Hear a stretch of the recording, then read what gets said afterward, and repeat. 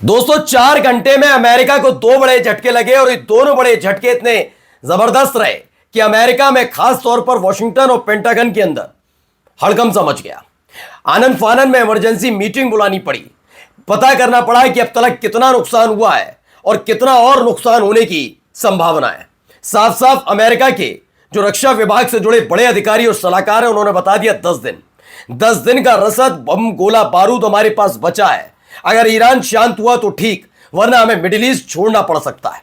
ये दो बड़ी घटनाएं 4 घंटे के अंदर क्या हुई है वो दिखाता हूं, क्योंकि 4 घंटे के भीतर अमेरिका को इतना बड़ा नुकसान इससे पहले भी 7 दिन में कभी नहीं हुआ कि दो अलग अलग देशों में उसके जो जेट है उसके परखच्चे उड़ जाए। जी, पेंटागन ने ये क्यों कहा है कि 10 दिन बचे हैं वो भी आपको दिखाऊंगा।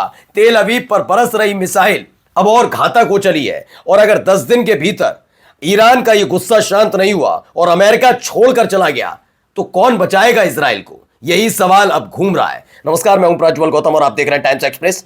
सबसे पहले एक वीडियो दिखाने जा रहा हूं।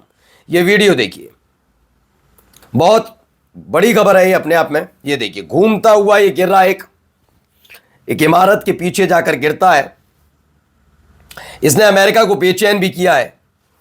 दावा यह है कि इस बीच जो पायलट था वो इससे अलग हट गया था और जो पैराशूट है उससे गिरता हुआ नजर आया, वो भी इसमें ही कैद हुआ। ये देखिए, तो ये एक वीडियो निकलकर सामने आई है। इसे लेकर जो दावा है, पहले आपको बता दूं, शुरुआती रिपोर्ट्स के मुताबिक कुवैत के ऊपर एक और अमेरिकी विमान संभवतः F-18 को मार गिराया गया है। इससे पहले कुवैत में भी 2 दिन पहले भी खबर आई, माफी चाहूंगा 3 दिन पहले, होली से ठीक पहले कुवैत में एक प्लेन क्रैश होने की खबर थी। प्लेन जब क्रैश हुआ तो कहा गया ये दुर्घटना हुई है, जबकि कुवैत ने कहा नहीं, दुर्घटना नहीं हुई, ऐसे कई और प्लेन, कई और जेट गिरे हैं अमेरिकन। पहले दावा किया गया कि ईरान ने गिराए हैं, अपने एयर डिफेंस सिस्टम से हमला किया और उसके बाद ही गिराए गए। लेकिन थोड़ी देर में सब कुछ साफ हो गया था कि दरअसल एक कुवैत के अंदर जो अमेरिका का हंसी इसलिए आ रही कि अमेरिका का ही डिफेंस सिस्टम था, उसने ही अमेरिका के जेट को मार गिराया। दरअसल अलग अलग देशों में जिस तरह से ईरान ने अटैक किया और अमेरिका के जितने भी बेस कैंप है उन्हें बर्बाद कर दिया, कुवैत के ऊपर जब जेट नजर आए तो उनको लगा ये ईरानी जेट है और ईरान का जेट समझकर एक के बाद एक डिफेंस सिस्टम से मिसाइल दाग दी। ऐसे में कई सारे डिफेंस सिस्टम, कई सारे जो जेट्स थे, बताया जाए उसकी तादाद 4 से 5 थी, वो कुवैत ने खुद ही अमेरिका की मार गिराए, अमेरिका की ही मिसाइल सिस्टम से, एयर डिफेंस सिस्टम से। इसके बाद एक खबर और आई जिसमें दावा किया गया कि पश्चिमी ईरान में ईरान ने एक अमेरिका का जेट मार गिराया। अभी 1 दिन पहले की खबर थी। और अब देखिए एक और खबर, कुवैत में दावा है कि F-18 है जिसे मार गिराया गया है। यह खबर जैसे ही अमेरिका तक पहुंचती है और इस पर चर्चा शुरू होती है, तब तक एक खबर और आ गई।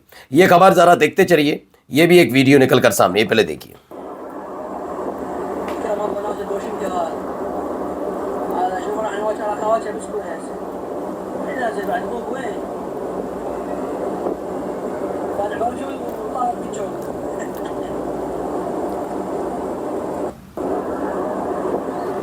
तो ये तस्वीर निकलकर सामने आई है। इसमें आप देख सकते हैं एक पायलट है जो नीचे गिरता हुआ नजर आ रहा है। चूंकि पायलट क्यों कह रहा हूं, क्योंकि पैराशूट से नीचे आ रहा है। एक हादसा वहां पर भी हुआ था। ईरान के एयर डिफेंस सिस्टम ने एक हमला किया और इस जेट पर जब हमला हुआ तो अपनी जान बचाने के लिए, मुझे तो लग रहा है सारे पायलट ही तैयार है। उन्होंने जैसे ही अपनी तरफ मिसाइल आती दिखती है वो छोड़ देते हैं जेट। तो ये भी भाई साहब कूद पड़े, इन्होंने भी छोड़ दिया जेट अपना, और उसके बाद जेट गिर गया। अब ये पायलट और जेट दोनों का कोई अता पता नहीं। बसरा पुलिस कमांड ने अल जजीरा को पुष्टि की कि ईरानी वायु रक्षा प्रणाली द्वारा गिराए गए, यानी कि ईरान की जो एयर डिफेंस सिस्टम है उसकी तरफ से गिराए जाने के बाद इराक में एक अमेरिकी लड़ाकू विमान दुर्घटनाग्रस्त हो गया है। सोचिए, अभी 4 घंटे पहले ही खबर आई कि कुवैत में गिर गया और अब 4 घंटे बाद यहां पर भी क्लियर हो गया कि हाँ इराक में जाकर गिरा। कहां गिरा है पता नहीं। अब अच्छा, इराक की भी क्या स्थिति है? वो कुवैत, बहरीन, जॉर्डन तो है नहीं जहां पर अमेरिका से दोस्ती गांठी जा रही हो। इराक क्या है? इराक में अमेरिका के भी बेस कैंप है, अमेरिका भी स्थापित है, लेकिन वह जो लड़ाका संगठन है उसने पहले से ही ईरान को समर्थन देना शुरू कर दिया है। अब डर है कि कहीं अमेरिका का ये फाइटर जेट का मलबा हो या जो भी बचा हो, या फिर उनका पायलट है, कहीं इस लड़ाका संगठन के हाथ न लग जाए। अब यही खबर निकल कर पायलटों की तलाश जारी है, यानी 4 घंटे के भीतर 2 बड़े झटके।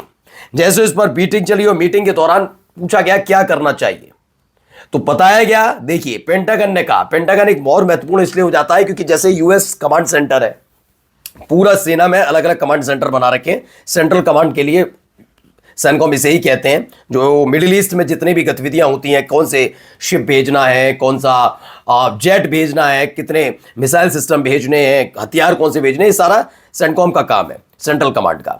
सब रिपोर्ट करते हैं पेंटागन को, ठीक है ना। एक तरीके से समझ लिए डिफेंस ऑफिस वही है पूरा। तो वहां पेंटागन की बैठक हुई। पेंटागन ने बताया कि ईरान के साथ युद्ध 10 दिन और चला तो मिसाइलों का अकाल पड़ सकता है। और मिसाइल कौन सी बता रहा हूं अभी, तो मिसाइल का मतलब ईरान पर हमले वाली मिसाइल नहीं, खुद को बचाने वाली मिसाइल।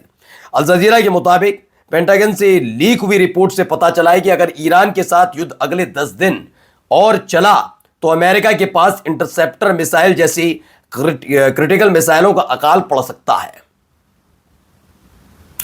ये इंटरसेप्टर है, हमला नहीं करेंगे। अगर ईरान ने कोई हमला करा तो उसे उस मिसाइल, उस ड्रोन, उस रॉकेट, उस जेट को गिराने के लिए इंटरसेप्टर का इस्तेमाल होता है। यानी आज के दौर में अमेरिका इस हालत में भी नहीं बचा है मिडिल ईस्ट के अंदर कि वो हमें हमला ईरान पर कर सके।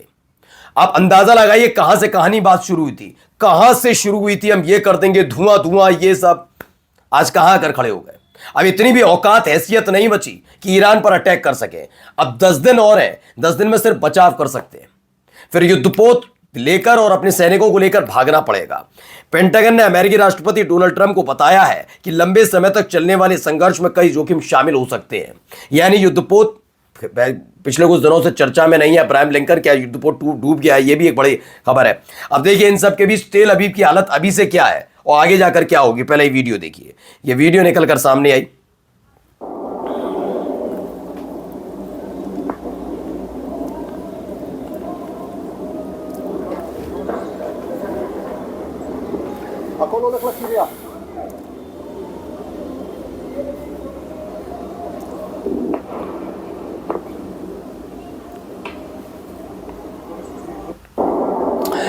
तो ये अलग तरह की आकृति बनाती हुई तस्वीरें कहीं हैं। तेल अवीव पर बड़ा हमला हुआ है, एक तरफ उनके पास हमला करने के लिए कुछ नहीं है, ईरान लगातार बैलिस्टिक मिसाइल दाग रहा है, ये क्लस्टर मिसाइल दाग रहा है। देखिए एक और ये वीडियो देखिए, क्लस्टर मिसाइल दाग दी।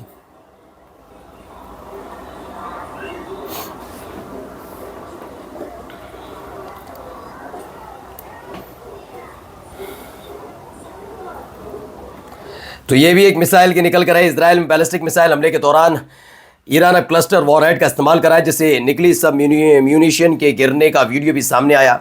आईडीएफ के मुताबिक ईरान ऐसे बैलिस्टिक मिसाइलों का इस्तेमाल कर रहा है जिनके वॉरहेड हवा में खोलकर करीब 20 छोटे विस्फोटक गोले गिराते हैं, जिनमें प्रत्येक में लगभग 2.5 किलोग्राम विस्फोटक होता है और ये लगभग 8 किलोमीटर क्षेत्र में फैल सकते हैं, ऐसा दावा है।